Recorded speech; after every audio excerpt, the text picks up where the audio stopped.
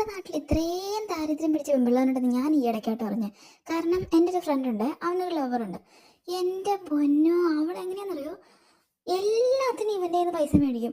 വീട്ടിൽ നിന്ന് കൊടുക്കുന്ന പൈസയൊക്കെ ഇവളുടെ സേവിങ്സ്. എന്നിട്ട് ഇവൻ്റെ അടുത്ത് പോയിട്ട് ഈ സെയിം കാര്യം പറഞ്ഞിട്ട് ഇവൻ്റെ അടുത്ത് നിന്നും പൈസ മേടിക്കും. ഇവൾക്ക് ഡ്രസ്സ് വാങ്ങണമെങ്കിൽ അത്, ഇവൾക്ക് കോസ്മെറ്റിക്സ്, ഇവൾക്ക് 5000-6000ൻ്റെ ബാഗേ ഇവൾക്ക് കയറൂ. KFC-ന്ന് ഇവള് ഫുഡ് കഴിക്കൂ. എന്തൊക്കെ ഡിമാൻഡ് എന്ന് പറയുന്നത്. ഒരു 10 രൂപ ഇവൻ കടക്കണിയിൽ മുങ്ങി എന്ന ടൈമിലും ഇവൻ്റെ ഇത് പൈസ ഊറ്റിക്കൊണ്ടിരിക്കുക.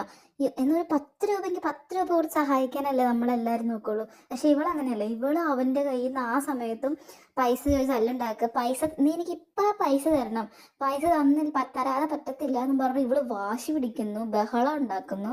അപ്പോൾ ഇവൻ ഒരു ദിവസം പറഞ്ഞ് എൻ്റെ പൈസ ഇല്ല, എനിക്ക് തരാൻ പൈസ ഇല്ല, എൻ്റെ ഇല്ലാതിരിക്കുമെന്ന് പറഞ്ഞപ്പോൾ ഇവള് പറയും അവനോട്, എന്നാൽ നീ ഇന്നത്തെ ദിവസം ശമ്പളം എനിക്ക് തരാൻ. അവന് ഡെയിലി വേജ് കിട്ടുന്ന ഒരു ജോലിക്കാവാൻ പോകുന്നത്. അവനോട് അവൾ പറയുക, നീ ഇന്നത്തെ ദിവസത്തെ ശമ്പളം എനിക്ക് തരണം, അല്ലാതെ ഒരു നിവൃത്തിയില്ല, എനിക്ക് തരാൻ പറ്റുമല്ലയോ എന്നൊക്കെ പറഞ്ഞ് ഭയങ്കര സീൻ. ഞാൻ ആലോചിക്കുന്നേ, എന്തൊക്കെ മനുഷ്യരാണ്.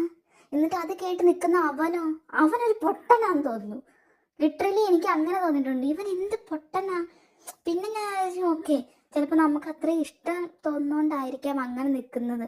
പക്ഷെ തിരിച്ചും അങ്ങനെ എന്തെങ്കിലും കിട്ടുന്നുണ്ടോ എന്നുള്ളൊരു, ഞാൻ പറയുന്ന ഒരിക്കലും അവനെ പൈസ കൊണ്ട് മൂടണം അങ്ങനെയുള്ള സാധനങ്ങളൊന്നുമില്ല. ഓക്കെ, പൈസ വാങ്ങുകയാണെങ്കിലും കുറച്ച് സമാധാനമെങ്കിലും അവന് കൊടുത്തുകൂടെ? അവൾക്ക് കുറച്ച് സ്നേഹമായിട്ട് സംസാരിക്കാം, സമാധാനം കൊടുക്കാം.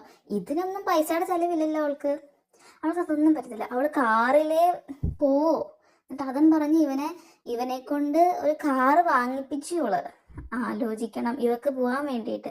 ഇവള് കാറിലേ കയറൂ, ഇവൾക്ക് ബൈക്കിൽ കയറാൻ പറ്റത്തില്ല, അങ്ങനെയുള്ള ഒന്നും പറ്റത്തില്ല. ഇവൾക്ക് ഭയങ്കര ഒരു ഇപ്പം നിങ്ങളെ അറിവില്ല ആരെങ്കിലും ഉണ്ട് ഇതേപോലത്തെ സ്വഭാവം കാണിക്കുന്നത്? അങ്ങനെയുണ്ടെങ്കിൽ നിങ്ങളൊന്ന് ഈ കമൻറ്റ് ബോക്സിൽ ഒന്ന് ഇട്ടേക്കട്ടോ. എന്നുവെച്ചാൽ ഇത് മാത്രമാണോ ഇങ്ങനത്തെ പ്രൊഡക്റ്റ്, അത് ഇതുപോലത്തെ ഇനി സാധനങ്ങൾ വേറെ വല്ല രീതിയിൽ വന്നിട്ടുണ്ടോ എന്ന് അറിയാൻ വേണ്ടിയിട്ടാണ്. ഇതിനൊക്കെ എന്തോ ചെയ്യണ്ടേന്ന് ഞങ്ങൾക്ക് അറിയണില്ല. അവൻ ഇടയ്ക്കിടയ്ക്ക് വന്ന് പറയും, എനിക്ക് മടുത്തു, ഞാൻ നിർത്തുക, അതാണ് ഇതാണെന്നൊക്കെ പറയും. പിന്നെ ഇവൾ 2 ദിവസം കിടന്ന് കരഞ്ഞ് മെഴുകി നടന്നു കഴിയുമ്പം ഇവൻ വീണ്ടും ഓക്കെ കുഴപ്പമില്ല, ഞാൻ ക്ഷമിക്കാം, നീ നന്നായാൽ മതി എന്ന് പറഞ്ഞ് ഇവൻ വീണ്ടും നിൽക്കും. എന്നിട്ട് എന്തുണ്ടാവും? അവൾ വീണ്ടും ഓമ്പിക്കും. എന്നിട്ട് അത് കേട്ടിട്ട് ഇവൻ എന്ത് ചെയ്യും? ഇവൻ വീണ്ടും പട്ടണം പോലെ വീണ്ടും നിൽക്കും. ഇതിങ്ങനെ റിപ്പീറ്റ് അടിച്ച് പുള്ളിക്കാരന് ഇപ്പം എത്ര ലക്ഷങ്ങളുടെ കട ഇവളെ നോക്കിയിട്ട് ഇവളെങ്ങാനും തേച്ചിട്ട് പോകാൻ തമ്പുരാൻ അറിയാം. കഥയുടെ പോക്കാനായിട്ട് ഓൾമോസ്റ്റ് ഇവൻ്റെ കയ്യിൽ നിന്ന് എല്ലാം ഊറ്റി തീരുമ്പം ഇത് കളഞ്ഞിട്ട് പോകുന്നുള്ള നിലവാരത്തിനാണ് നിൽക്കണം. ഞങ്ങൾ ഫ്രണ്ട്സിന് എല്ലാത്തിനും അറിയാം ഇവള് ഫുള്ള് ഉടായിപ്പാണ്. ഞങ്ങളത് പല രീതിയിലും പറഞ്ഞു നോക്കി അവനോട്. പക്ഷെ അവനും അറിയാം, അതാണ് ഹൈലൈറ്റ് അതിനകത്ത്. അറിയാതെയാണെങ്കിൽ ഓക്കെ, പക്ഷെ അറിഞ്ഞിട്ട് നിൽക്കുവാണെങ്കിൽ നമുക്ക് ഇനി ഒന്നും ചെയ്യാൻ പറ്റത്തില്ല എന്നുള്ള അവസ്ഥയിലായി. അവൻ പറഞ്ഞ് എനിക്കത് ഒഴിവാക്കണമെന്നുണ്ട്, പക്ഷെ ഞാൻ പറയണൊന്നും കേൾക്കണില്ല, അങ്ങനെയാണ് ഇങ്ങനെയാണെന്നൊക്കെ പറയുന്നുണ്ട്. ഇവൻ്റെ കയ്യിൽ നിന്ന് പൈസ മേടിച്ച് ഇവൻ ആകെ കുഴിപ്പെട്ട അവസ്ഥയിലുമായി.